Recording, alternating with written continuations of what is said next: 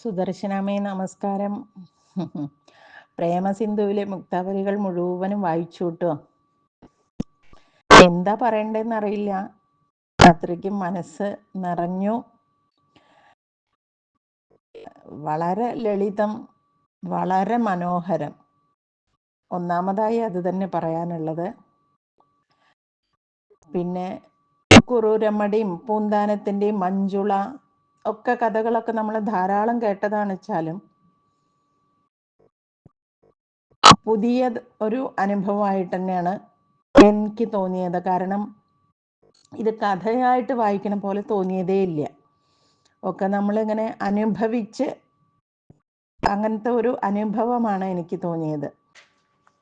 ശരിക്കും പറഞ്ഞാൽ കുറൂരമ്മയുടെ കഥ എഴുതിയത്, അത് പറയുകയാണെങ്കിൽ എനിക്ക് അതിനെപ്പറ്റി മാത്രം പറയാൻ തോന്നും. കാരണം അത്രയും ഇഷ്ടപ്പെട്ടു. അതിൽ കുറൂരമ്മ അവരുടെ ഒരു ഭക്ത സംഗമം പറയുന്നുണ്ടല്ലോ, പൂന്താനം, കുറൂരമ്മ, മഞ്ജുള.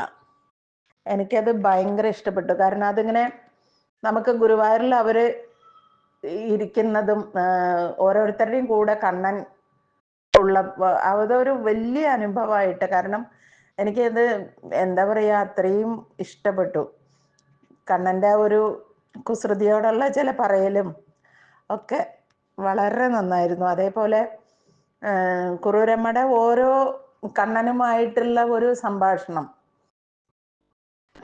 അത് എത്ര പറഞ്ഞാലും അല്ലെങ്കിൽ എത്ര വായിച്ചാലും നമുക്കത് മതിയാവാത്ത പോലെ. ശരിക്കും പറഞ്ഞാൽ ഒരു നമ്മളിപ്പോൾ ഒരു സീരിയലോ സിനിമ കണ്ടാൽ എന്താണോ അതിലും നന്നായിട്ട് എനിക്ക് അനുഭവിക്കാൻ പറ്റി എന്നുള്ളത് ഞാൻ പറയുകയാണെങ്കിൽ ഇതിൽ എഴുതിയ ആ എഴുത്തിൻ്റെ ഒരു മഹിമയായിട്ട് തന്നെയാണ് എനിക്ക് തോന്നുന്നത്.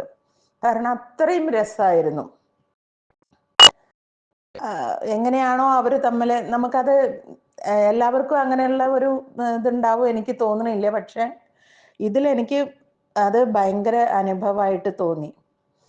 ചിലതിപ്പോൾ നമ്മളിങ്ങനെ കഥ പറയുന്ന പോലെ അങ്ങനെയല്ല. ഇത് ശരിക്കും ഒരു കണ്ണനും കുറൂരമ്മയും മാത്രം. അപ്പം അവരുടെ ആ ഒരു കൂടെ നമ്മളിങ്ങനെ അതൊക്കെ കണ്ടിട്ടോ കേട്ടിട്ടോ ഒക്കെ അടുത്തിങ്ങനെ നിൽക്കണ ഒരു അനുഭവം വല്ലാത്തൊരു കുറൂരം. അത് വളരെ നമ്മളെത്ര കേട്ടിട്ടുണ്ട്, പക്ഷെ എന്നാലും നമുക്ക് വായിക്കുമ്പോൾ എങ്ങനെ കണ്ണിൽ വെള്ളം വരണു, നമുക്ക് സന്തോഷം തോന്നണു, എന്താ പറയുക, അത്രയും ഒരു ഭക്തി തോന്നണു ഒക്കെ. നമുക്കും എന്താ പറയുക, കുറൂരമ്മയുടെ ഒരു ഭക്തി പോലെ ഉണ്ടായിരുന്നെങ്കിൽ എന്ന് നമ്മളും അങ്ങനെ വിചാരിച്ചു പോകുന്നു. വേറൊരു ദുഃഖത്തിനെ പറ്റിയും കണ്ണനോട് പറയണേ ഇല്ല. എപ്പോഴും കണ്ണനെ നാമം ജപിക്കുക എന്നല്ലാതെ എനിക്ക് അങ്ങനെ ഇല്ലല്ലോ, എനിക്ക് ഇങ്ങനെ വന്നല്ലോ, അങ്ങനെ ഇല്ല. അതാണ് കുറൂരമ്മയുടെ ഒരു പ്രത്യേകതയായിട്ട് തോന്നിയത്. അത്രയും നന്നായിരുന്നു. പിന്നെ പൂന്താനത്തിൻ്റെയും അതേപോലെ പൂന്താനത്തിൻ്റെ ഇല്ലത്തുള്ള നാരായണിയും പറഞ്ഞാൽ അവർക്ക് അധികം അറിവോ അല്ലെങ്കിൽ അങ്ങനത്തെ ഒരു ഇല്ലത്തമ്മയുടെ പോലെയും കൂടെ ഉള്ളതല്ലെങ്കിലും അവര് പൂന്താനത്തിന് വിശ്വസിക്കുകയാണ്. പൂന്താനം പറയണതും ദൈവികമായിട്ട് അവരെന്ത് പറയുമ്പോഴും അതിൽ പൂർണ്ണമായി വിശ്വസിക്കുന്നു. അപ്പം ആ വിശ്വാസം നമുക്ക് ഉണ്ടാവുക എന്നുള്ളത് ഏറ്റവും വലിയ കാര്യം. അത് തന്നെ ആയിരിക്കാം അവർക്ക് മുക്തി കിട്ടാനുള്ള ഒരു കാരണമായതും ആ ഒരു വിശ്വാസം തന്നെ ആയിരിക്കും. ഭക്തമീരയുടെ കഥ പറയുമ്പോൾ മീരയുടെ കഥ കുറേ നമ്മൾ കേട്ടിട്ടുണ്ട്. പക്ഷേ മീരയുടെ ഒരു പൂർവ്വകാല ചരിത്രം, അത് കോകിലയുടെ കഥ, അത് പക്ഷേ സുദർശനാമ്മ മുമ്പേ പറഞ്ഞിട്ട് കേട്ടിട്ടുണ്ടെങ്കിലും എനിക്കത് അന്ന് ക്ലിയർ ആയിട്ട് മനസ്സിലായിട്ടുണ്ടായിരുന്നില്ല. ഇപ്പോൾ വായിച്ചപ്പോഴാണ് അതൊന്നും കൂടി എനിക്ക് വളരെ വിശദമായിട്ട് മനസ്സിലായത്. കോകില ഗിരിധാരി എങ്ങനെയാണ് ഗിരിധാരിയായിട്ട് മീരയുടെ കയ്യിലെത്തിപ്പെട്ടത് എന്നുള്ളതാണ് കോകിലയെ കൂടെ പറഞ്ഞു തരണത് നമുക്ക്. അപ്പം അത് എനിക്ക് ഇപ്പോഴാണ് അത് അത്രയും ക്ലിയർ ആയിട്ട് മനസ്സിലായത്. അത് വളരെ നന്നായിട്ടുള്ള ഒരു ഭാഗം തന്നെയായിരുന്നു. അപ്പോൾ ഭക്തമീരയുടെ കഥ പിന്നെ നമ്മൾ മുമ്പേ കുറച്ചൊക്കെ കേട്ടതാണ്. പക്ഷേ കോകിലയുടെ ഒരു കഥ ഞാൻ കേട്ടിട്ടില്ല. ഇപ്പോൾ ആദ്യമായിട്ടാണ് എനിക്കത് മനസ്സിലാവണത്. പിന്നെ പറയുകയാണെങ്കിൽ വെങ്കിട്ടരമണൻ, അതും വളരെ എന്താ പറയുക, ആദ്യം സാധാരണക്കാരനെ പോലെ ഉള്ള ഒരാൾ തൻ്റെ ജോലി നോക്കണു, കടയിൽ വരണു, അങ്ങനെ. പക്ഷെ എപ്പോഴാണോ ഭഗവാന്റെ അടുത്തേക്ക് മനസ്സെത്തിപ്പെട്ടത്, പിന്നെ അവിടുന്ന് ഒരു തിരിച്ചു വരവുണ്ടായില്ല എന്നുള്ള പോലെ. അപ്പം അത്രയ്ക്കും അതാണ് ഭഗവാനിൽ ഒരിക്കൽ ഉടക്കി കഴിഞ്ഞാൽ പിന്നെ ഇങ്ങോട്ട് പോരാൻ ഭഗവാൻ വിടില്ല എന്ന് പറയണത് അതുപോലെ ആയിരിക്കും ചിലപ്പോഴേ. അപ്പം എന്തായാലും അതും എനിക്ക് വെങ്കിട്ടരമണൻ അവരുടെ കഥ വളരെ ഇഷ്ടപ്പെട്ടു. മുമ്പേ കേട്ടത് തന്നെയാണെങ്കിലും ഒന്നും കൂടിയും അത് കൂടെയൊക്കെ പോവാൻ പറ്റി, ആ കഥയെ കൂടെയൊക്കെ മനസ്സെത്തിപ്പെട്ടു എന്നുള്ളത് വളരെ സന്തോഷമായിട്ടുള്ള കാര്യം. പിന്നെ ഉടുപ്പി ശ്രീകൃഷ്ണൻ എന്ന് പറയുമ്പോൾ കനകദാസ് ഭക്തരുടെ വളരെ ഏത് തരത്തിലും നമുക്ക് ഭക്തി ഉണ്ടെന്നുണ്ടെങ്കിൽ എവിടെ വേണമെങ്കിലും ഭഗവാൻ നമ്മളുടെ അടുത്തേക്ക് വന്ന് നമ്മൾക്ക് ദർശനം തരും എന്നുള്ളതിൻ്റെ ഒരു ഉത്തമ ഉദാഹരണം അല്ലേ.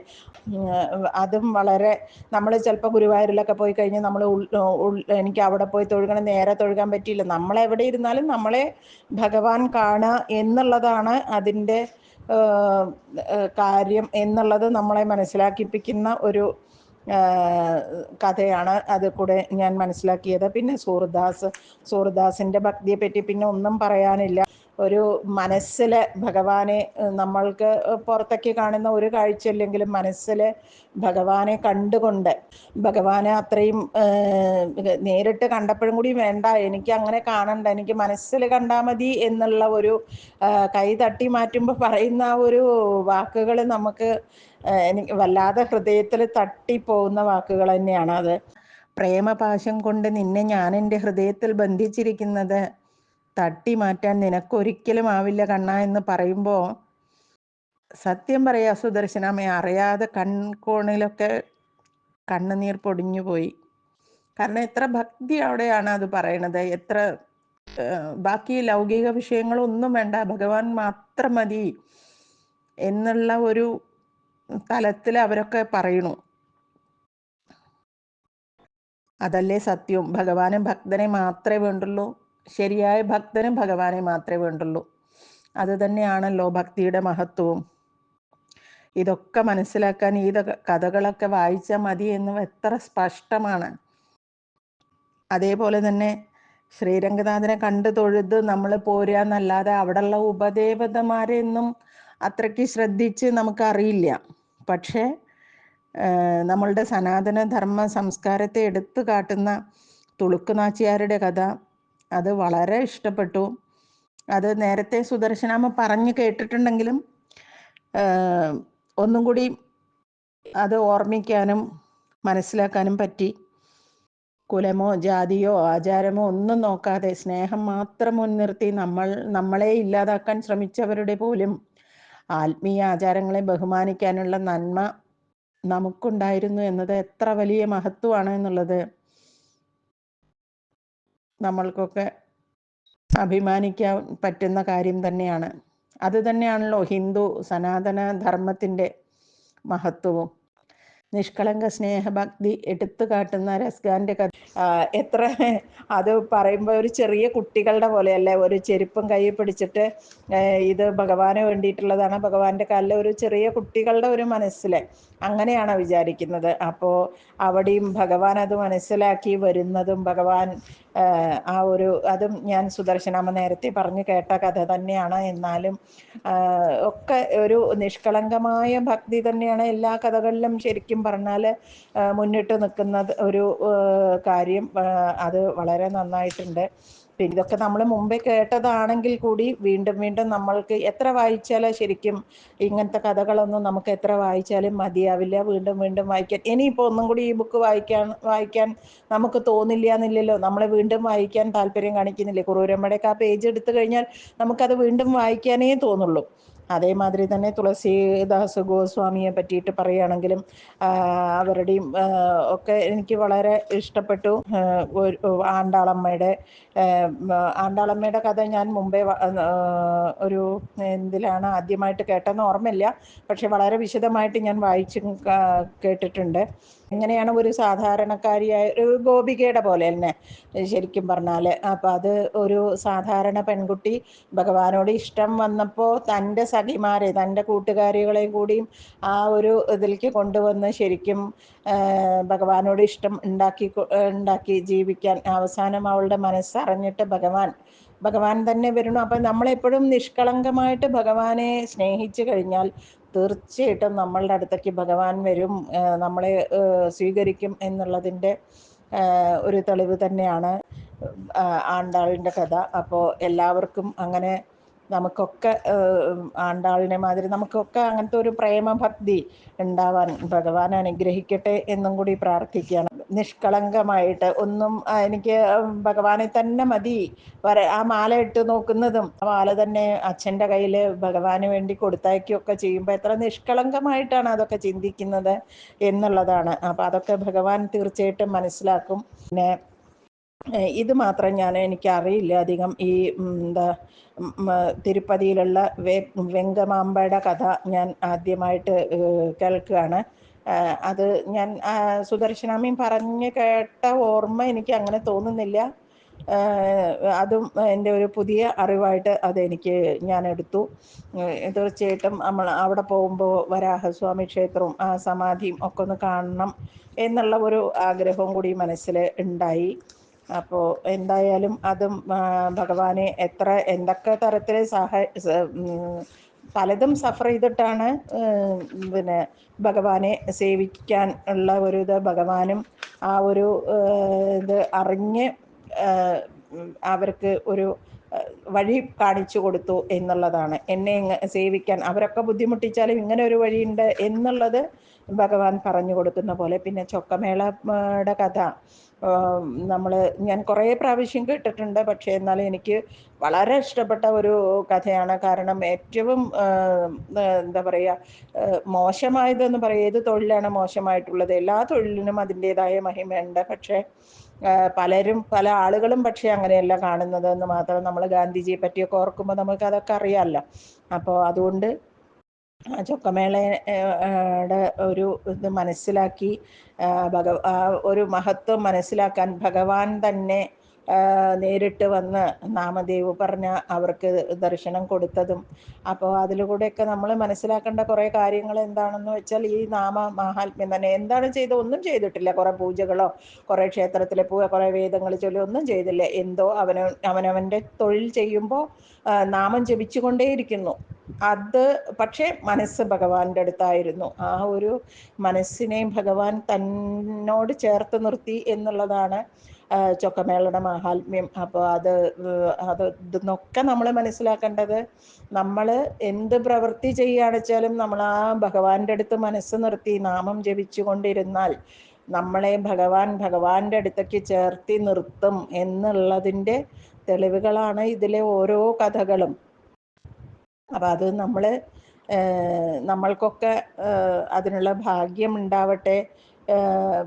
ഓരോ കഥകളും കഥകളായി കേൾക്കാതെ അതിലെ എന്താണ്, അവരൊക്കെ എങ്ങനെയാണ് ജീവിച്ചത് എന്നുള്ളത് നമ്മൾ മനസ്സിലാക്കി നമ്മളുടെ ജീവിതത്തിൽ നമ്മളുടേതായ മാറ്റങ്ങൾ വരുത്തിയിട്ട് നമ്മളും ഭഗവാന്റെ അടുത്തേക്ക് എത്താനുള്ള ഒരു സന്ദർഭം നമുക്കൊക്കെ ഉണ്ടാവട്ടെ എന്ന് മാത്രം പ്രാർത്ഥിക്കാനാണ് തോന്നുന്നത്.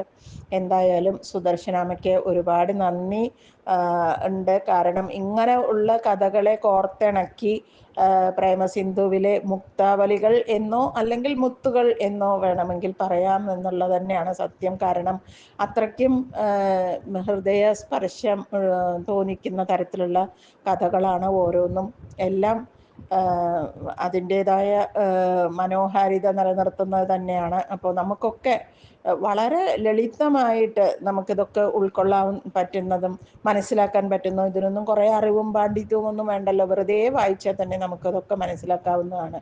അപ്പം എല്ലാവരും നാമത്തിലൂടെ നാമം ജപിച്ചിട്ട് ഭഗവാനെ വിചാരിച്ച് നാമം ജപിച്ച് തന്നെയാണ് ഓരോരോ ഇതിൽ കൂടെ വളർന്ന് ഭഗവാന്റെ അടുത്ത് എത്തിയത് എന്നുള്ളതിൻ്റെ തെളിവായിട്ട് തന്നെ നമുക്ക് ഈ കഥകളെയൊക്കെ കാണാൻ പറ്റും. അത്രയും നമ്മൾ എങ്ങനെയാണോ ഏറ്റവും ലളിതമായിട്ട്, അതുകൊണ്ടാണല്ലോ ഈ സിമ്പിളായിട്ടുള്ളതിനാണ് എപ്പോഴും മനോഹാരിത കൂടുക എന്ന് പറയണ കേട്ടിട്ടുണ്ട്. അപ്പോൾ അത് തന്നെ ആയിരിക്കാം സുദർശനാമേ, ഈ ബുക്കിൻ്റെ ഒരു മനോഹാരിതയും പറയാതിരിക്കാൻ പറ്റില്ല. എന്തായാലും വലിയ നന്ദി, നമസ്കാരം ഒക്കെ പറയണു. കാരണം ഇതൊക്കെ വായിക്കാനും അനുഭവിക്കാനും കഴിയാന്നുള്ളതും ഒരു ഭാഗ്യം തന്നെയാണ്. അപ്പം നമുക്കൊക്കെ അത് വായിച്ചിട്ട് ആനന്ദം അനുഭവിക്കാൻ പറ്റുക എന്നുള്ളതും ഒരു ഭാഗ്യമാണല്ലോ. ആ ഭാഗ്യം തന്നത് സുദർശനാമ്മയാണ്. അപ്പോൾ ഇനിയും കണ്ണൻ സുദർശനാമ്മയുടെ മനസ്സിലിരുന്നിട്ട് ഇതുപോലെ ഇനിയും എഴുതാനുള്ള ഒരു ഭാഗ്യം സുദർശനാമ്മയ്ക്കും വായിക്കാനുള്ള ഭാഗ്യം ഞങ്ങൾക്കും ഉണ്ടാക്കി തരട്ടെ എന്ന് തീർച്ചയായിട്ടും ആത്മാർത്ഥമായിട്ട് പ്രാർത്ഥിക്കുന്നു. പിന്നെ എന്താ പറയണ്ടേ, എത്രയാ സന്തോഷം എന്ന് പറയാൻ അറിയില്ല സുദർശനാമ്മേ. അത്രയ്ക്കും ഞാൻ ഒരു ദിവസം കൊണ്ട് തന്നെ ഈ ബുക്ക്, ഒരു ദിവസം ഒന്നും എടുത്തില്ല, പക്ഷെ നമുക്ക് വീട്ടിലെ കാര്യങ്ങൾ ഉണ്ടായതുകൊണ്ട് നമ്മൾ ഒരു ദിവസം കൊണ്ട് വായിച്ചു തീർത്തു. ഇല്ലെങ്കിൽ ശരിക്കും വളരെ കുറച്ച് നേരമേ വേണ്ടുള്ളൂ നമുക്ക് വായിക്കുകയാണെങ്കിൽ. വേറെ കാര്യങ്ങളൊന്നും നോക്കാതെ ഇരുന്ന് വായിക്കുകയാണെങ്കിൽ കുറച്ച് നേരമേ വേണ്ടുള്ളൂ വായിക്കാൻ. കാരണം അത്രയും നമ്മളതിൽ മുഴുകിയിരുന്ന് വായിക്കാൻ പറ്റിയ കൊതിയോടെ നമ്മൾക്ക് നിർത്താൻ തോന്നില്ല. അങ്ങനത്തെ ഒരു അനുഭവം തന്നെയാണ്. തീർച്ചയായിട്ടും ഈ ബുക്ക് വളരെ നന്ദിയുണ്ട് സുദർശനാമ്മേ. ഇനിയും നല്ല നല്ല അനുഭവം ഞങ്ങൾക്കും കൂടി അനുഭവിക്കാൻ തരത്തിൽ ഓരോന്നും ഉണ്ടാവട്ടെ എന്നുള്ളത് മാത്രം പ്രാർത്ഥിക്കുന്നു. നമസ്കാരം സുദർശനാമ്മേ.